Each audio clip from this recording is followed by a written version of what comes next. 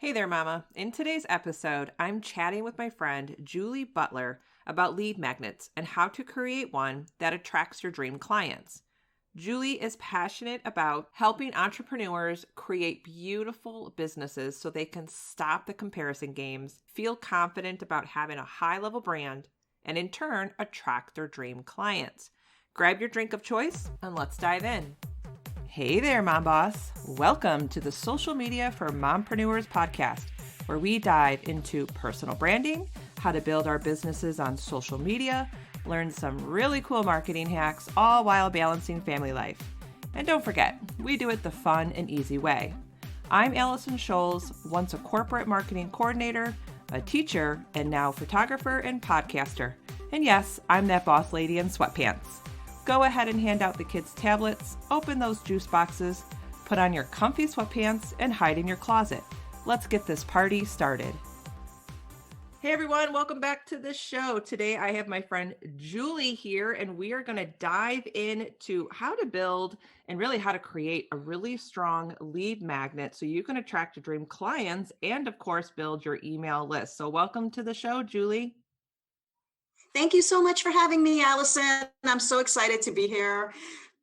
I'm excited for you to be here. And I know you are super passionate about lead magnets. We were actually chatting before we jumped on this call about lead magnets. And I'm really glad that you're passionate about it because I've created many lead magnets and I feel I've been successful with them, but I have yet to talk about lead magnets on this show. And I can almost guarantee you that we have listeners that, they struggle with lead magnets. They want to create them. They don't know where to start. So I'm going to, just start asking you some questions and you're just going to give us all the goods, the tips, the strategies. But first I want to ask, what exactly is a lead magnet? We hear that term a lot in the, entrepreneurial world.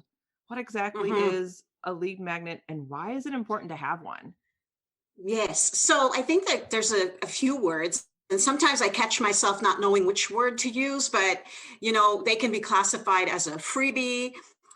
Lead magnet essentially is some type of a document or product that you want to give your audience for free, mostly, to get in exchange for their email, their name and email, so that you can build your email list, right? Because we know, Allison, the number one thing we should be doing is growing our email list. And I wish someone told me this years ago that I should start building my email list. If you're not building your email list now, ladies, start today. So freebie lead magnet essentially it can be in different many forms. We can have, like for myself, for example, I have a bundle of free stock photos and then I, send that out to the world and people sign up. They join my email list and in exchange, they get these free stock photos. But I also have different PDF workbooks, or it can be a checklist. It can be anything really that you want to give out to your audience for free. We're going to talk about free here in exchange for their email address, so that in turn you can grow your email list, because our email list belongs to us, right? Like not like social media, our audiences. And I'm sure you've talked about this before. Yeah, absolutely. I totally agree with you. You need to have an email list to stay in contact with your dream clients, because you never know, tomorrow social media could be taken down. Like, who knows? Exactly. Things can change, their terms and conditions can change, and your way of marketing yourself may change over time. So you can't just rely on one platform and think that's your go-to place, because you're going to make a lot of changes and pivots in your business as you evolve. So I'm really glad that you pointed that out, that we absolutely need an email list. Now, a question that I just thought of is, when it comes to the freebie or the lead magnet, do you think there's a magic number that people should have, or does it just really depend on their business? A magic number of how many we should have? So I'm going to go out and say, start with one. Because you need to start somewhere. And if we get ahead of ourselves, and I think as creative entrepreneurs, we all do this, our minds start thinking and we're like, I want this and I want this many, and I want to do one for this and one for that. And, you all of a sudden you get ahead of yourself. And sometimes that kind of puts pokes in our wheels, and then we stay stuck, and then we don't end up creating. So I'm going to go with create the one to start, and then moving forward, you can create more. But I think that if we have that one strong lead magnet, that we can get people on our lists. And I think I can talk for a lot of us that have multiple lead magnets, there's always that one. There's always the one that converts better than the others. So creating that first strong lead magnet to start getting those people on our lists, I think is the key thing here. And just even I've had only one for almost 2 years now. That's I'm awesome. only now starting to create more. Yeah, that's awesome. So let's talk about you're using the term create, and there's the the magic word, because we might have listeners going, okay, I know I need a lead magnet, but I don't even know where to start. So what are the components to creating a lead magnet that will get those people to sign up for our email list? Okay, so the first thing is, and we've all heard this, and I resisted this for a long time, but you need to know who your ideal client is. You need to know who you're speaking to. You need to know who they are, what their pain points are, what do they struggle with. And sometimes if we really think deep inside, sometimes it's a reflection of the pain points that we had when we first started our business journey. And so we really want to hone into what is it that they are struggling with, and how can I help them? What can I create? And this should be easy enough for you to come up with, because it's usually something that we're passionate about, right? So something that we've gone through ourselves, or something that we're so passionate about talking to others about.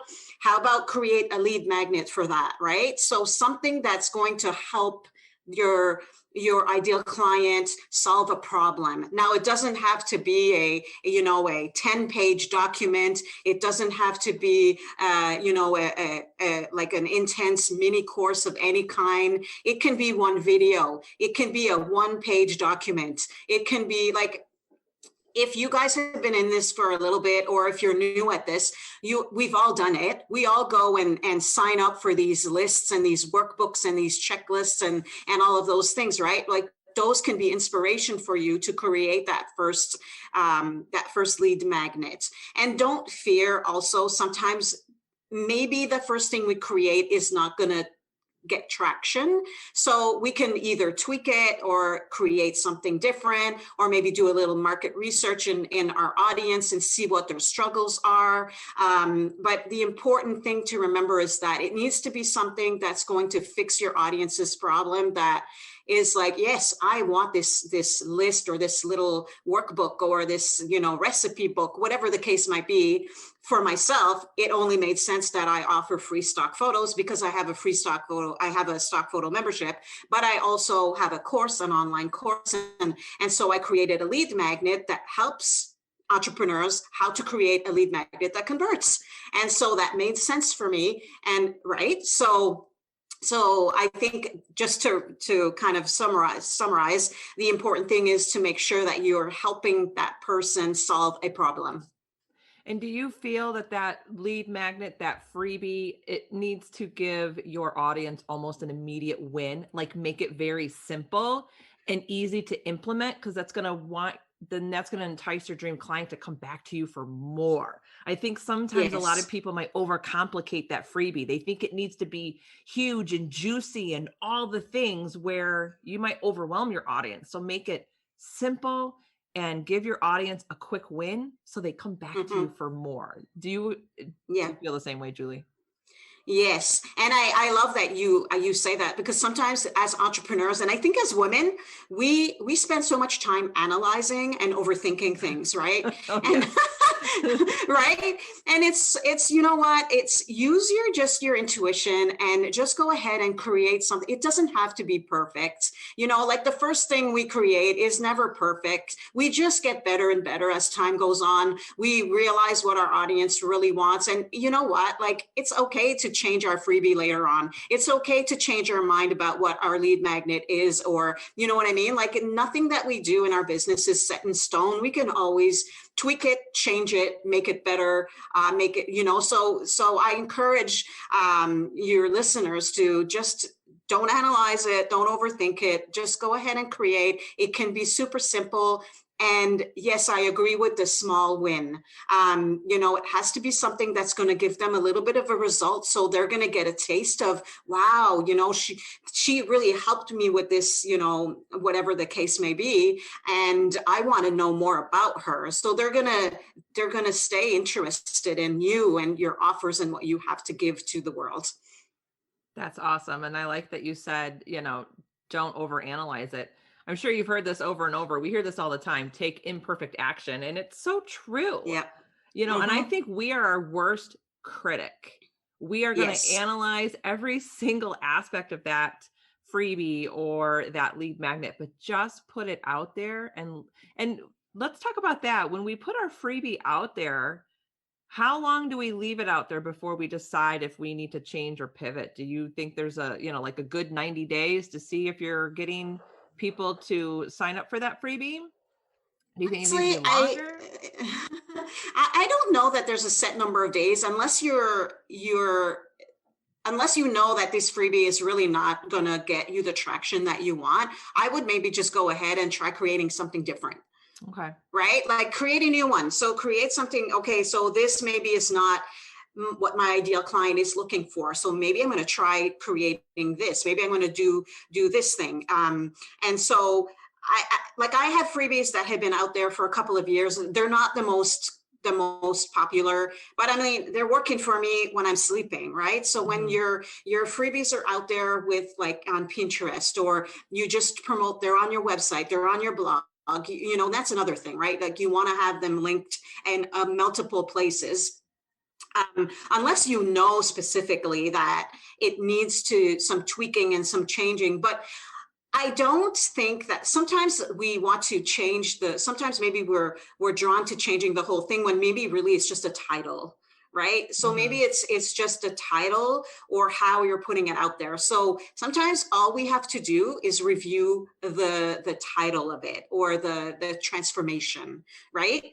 So sometimes it can be just a matter of tweaking that and checking and seeing what's maybe if a different title works better. I've had pins on Pinterest and they don't convert as well. I just take it, I change the title a little bit to something a little bit more like, how can I draw them more in? Like this title wasn't working, so let's try this title. So sometimes that's all you have to do to get those people in.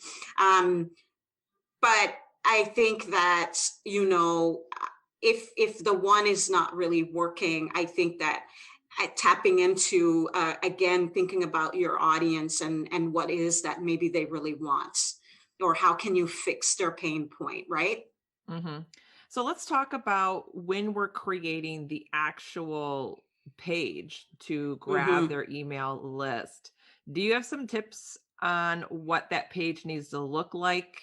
Because my biggest advice to people, if they ask me, what do I need to put on there? A lot of people are very concerned about the copy. And what I see happening is they make it about them. Like, look what I've created.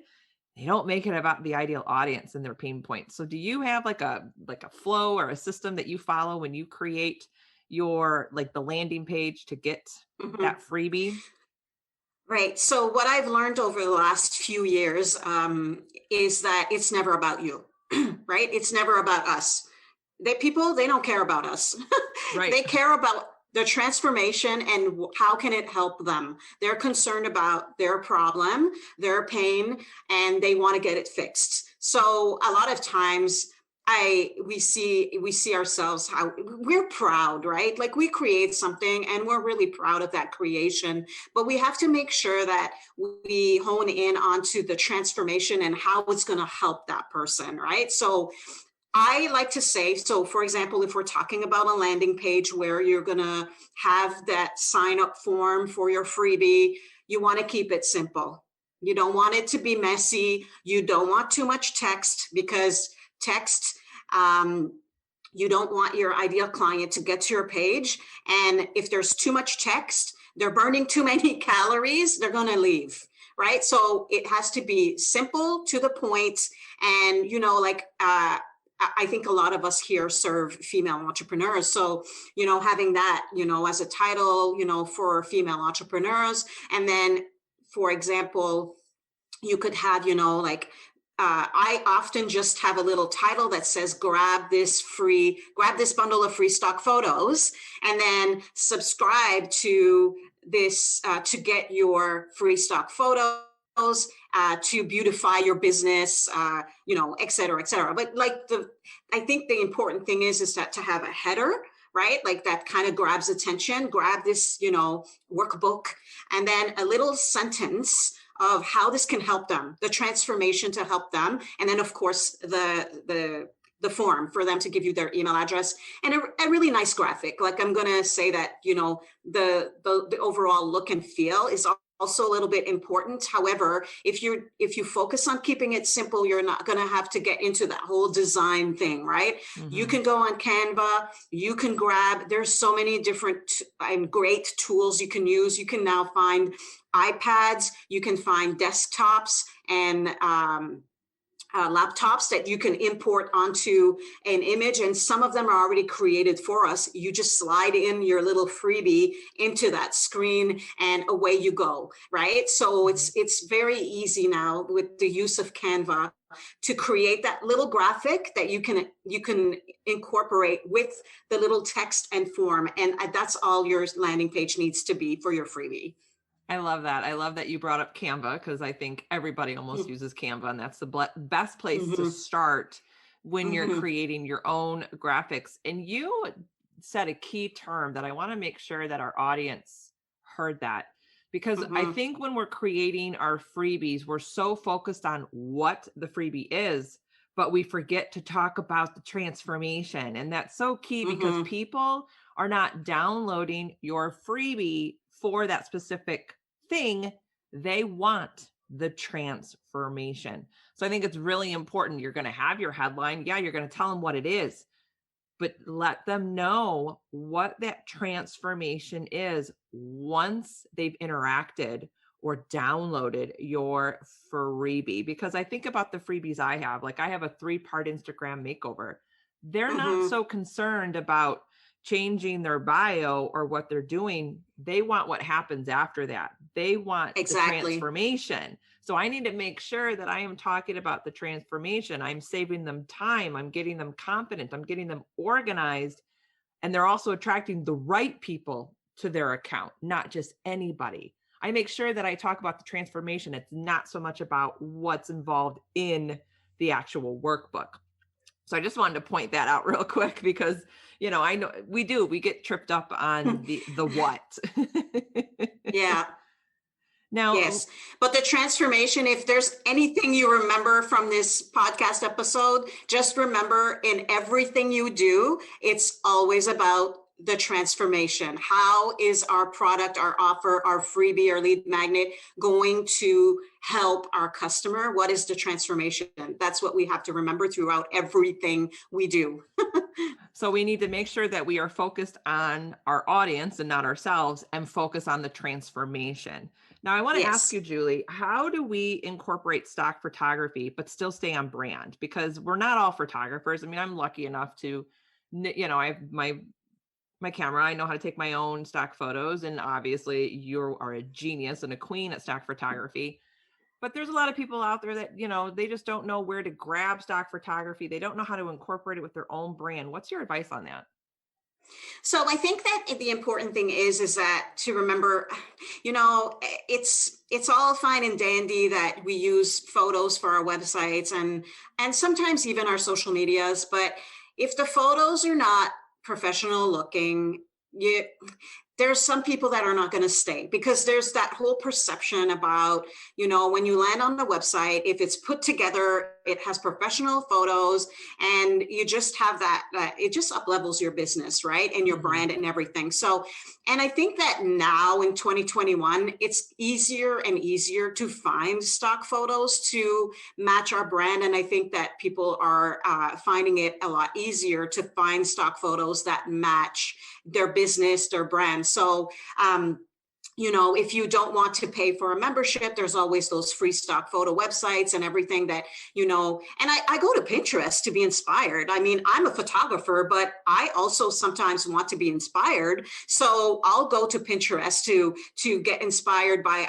I'll search brand boards, I'll search website pages, I'll search, because then you can get like an overall look and feel. And I've also looked at other people's websites. Like, there's nothing wrong with that, being inspired by other people's websites or pages or Pinterest. Like, we're not all creatives. We don't all have that in us, but being inspired by other pages or others is okay to do.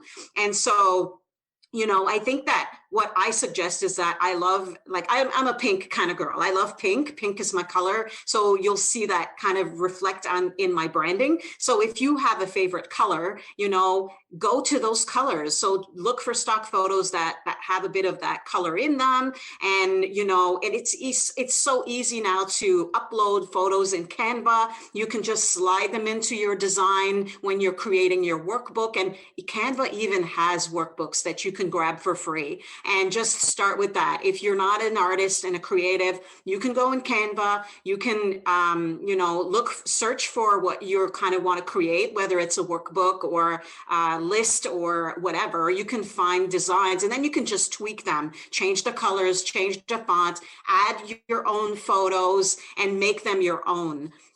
And so you can do this with your landing page and so many other places, right? Yeah, that's awesome. That's really great Mm-hmm. advice. But I do have one last question for you, Julie. You mentioned earlier that you have a freebie on how to create a landing page. I do. I want to make sure that our listeners have access to that. So where can they find that? Okay, so I think the easiest place to send these lovely women would be to go to stockbyjules.com/resources. Okay. And on this page, they'll be able to download the free stock photos. And that's where my lead magnet for this how to create a lead magnet that converts is also.